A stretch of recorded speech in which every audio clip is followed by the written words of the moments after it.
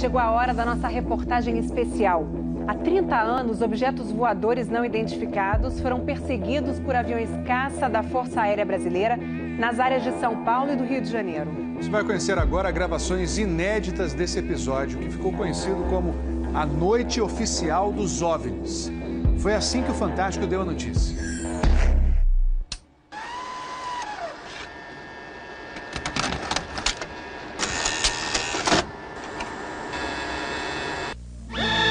Esta semana, altas autoridades militares do Brasil admitiram publicamente pela primeira vez ter visto objetos voadores não identificados, os OVNIs. O próprio ministro da Aeronáutica, Brigadeiro Moreira Lima, deu a entrevista para informar que pilotos das bases de Santa Cruz, no Rio de Janeiro, e de Anápolis, em Goiás, chegaram até a perseguir e a ser perseguidos pelos objetos voadores não identificados na região de São José dos Campos, sobre o Vale do Paraíba, e trechos do estado do Rio de Janeiro.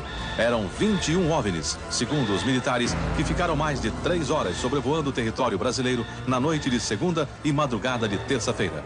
Toda vez que é detectado algum objeto não identificado, evidentemente há um processo bastante eficiente de verificar se foi alguma aeronave que está voando sem um plano de voo aprovado, etc. Mas quando se comprova que é algo diferente, as aeronaves então são acionadas. O que ocorreu foi que os radares detectaram vários objetos não identificados. Veja agora, minuto a minuto, o que aconteceu naquele 19 de maio.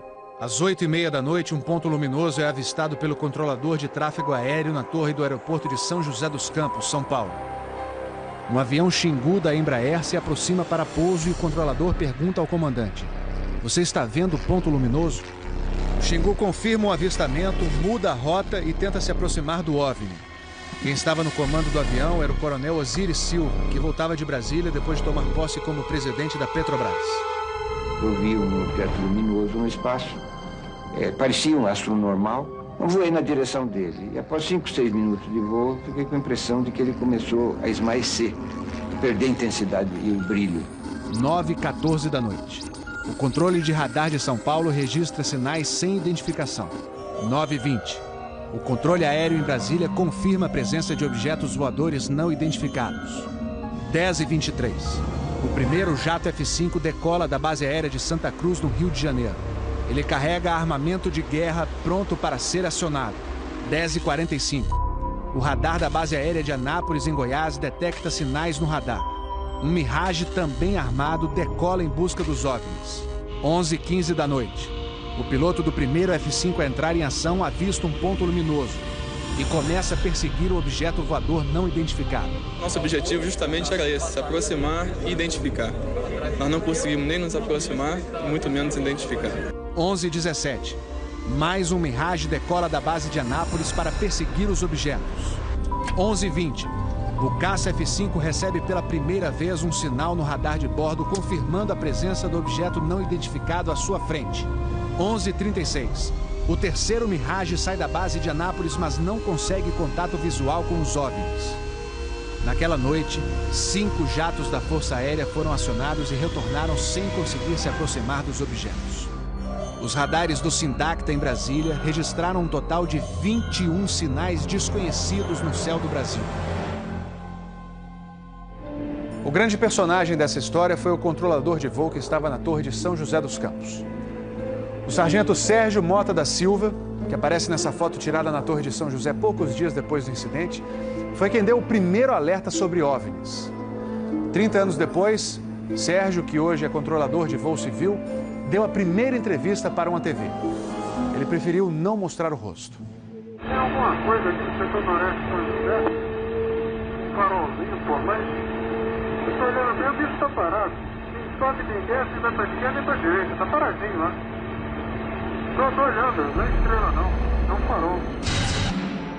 A olho nu parecia um avião. Quando coloquei no binóculo para observar, é que eu vi que ele era extremamente cintilante e multicolorido.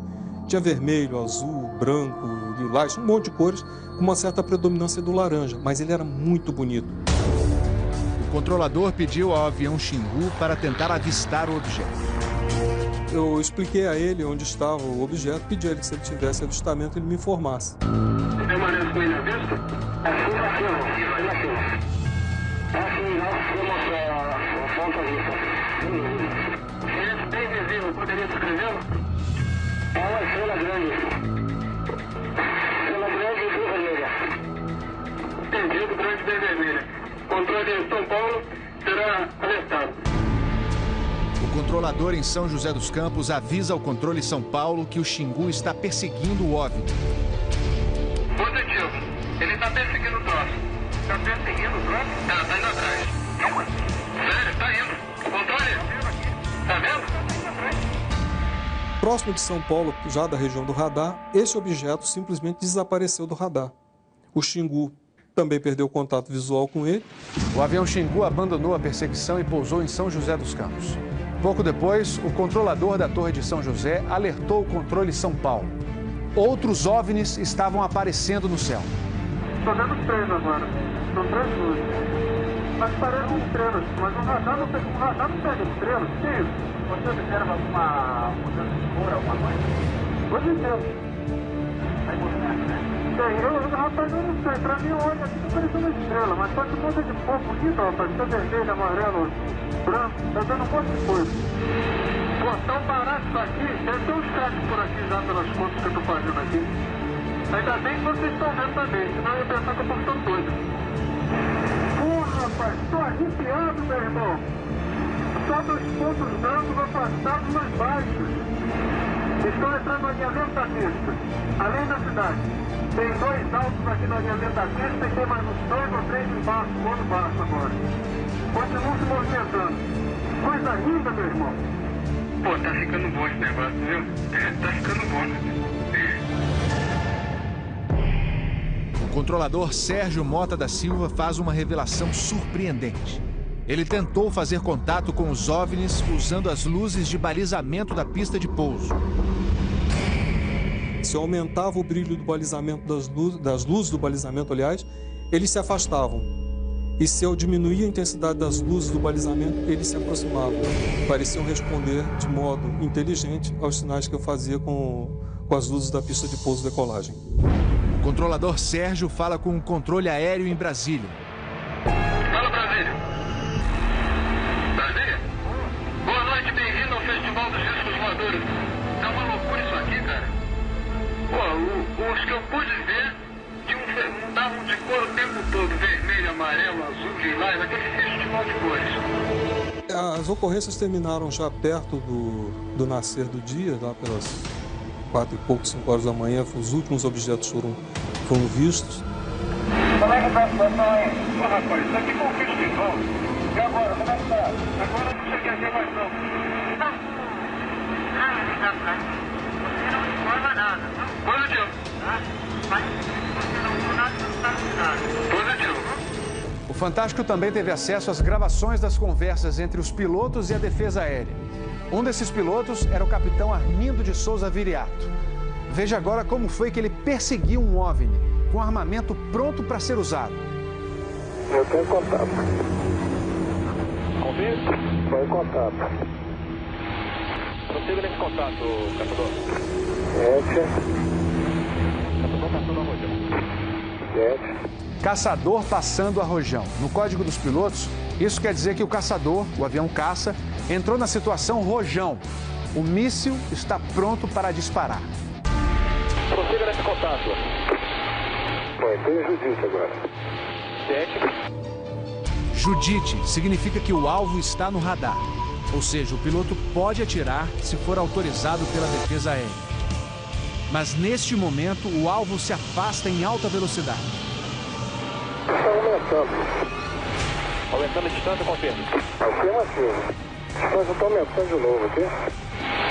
7. Aumentando rápido. Comportamento muito estranho, ok?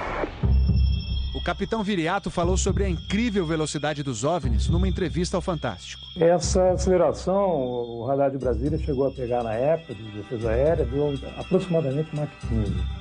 Isso aí daria em torno de 15 mil km por hora. 15.000 quilômetros por hora é uma velocidade muito acima dos jatos mais rápidos do mundo, que chegam no máximo a 4.000 quilômetros por hora. Um documento confidencial do Comando de Defesa Aérea de junho de 1986 concluiu: os objetos produziram ecos nos radares do sistema de defesa e também nos jatos que perseguiram os OVNIs. Houve contato visual dos pilotos. Os objetos atingiram velocidades supersônicas e mostraram capacidade de acelerar e desacelerar de modo brusco. E a principal conclusão do relatório: os fenômenos são sólidos e refletem inteligência, pela capacidade de acompanhar e manter distância dos observadores, como também voar informação. Não foi possível identificar a origem dos objetos. Foram esses dois ufólogos, pesquisadores de OVNIs, que conseguiram no Arquivo Nacional em Brasília a liberação gratuita dessas gravações. O fenômeno OVNI é real, existe, e o governo sabe disso, as Forças Armadas sabem disso. Essa documentação sendo exposta para o público permite que as pessoas entendam que isso não é brincadeira. Não tem como a gente falar que seriam naves extraterrestres, né? Eram objetos voadores não identificados. Não podemos dar qual a procedência deles, qual a origem. É alguma coisa inexplicável do nosso ponto de vista tecnológico à época e mesmo ainda hoje.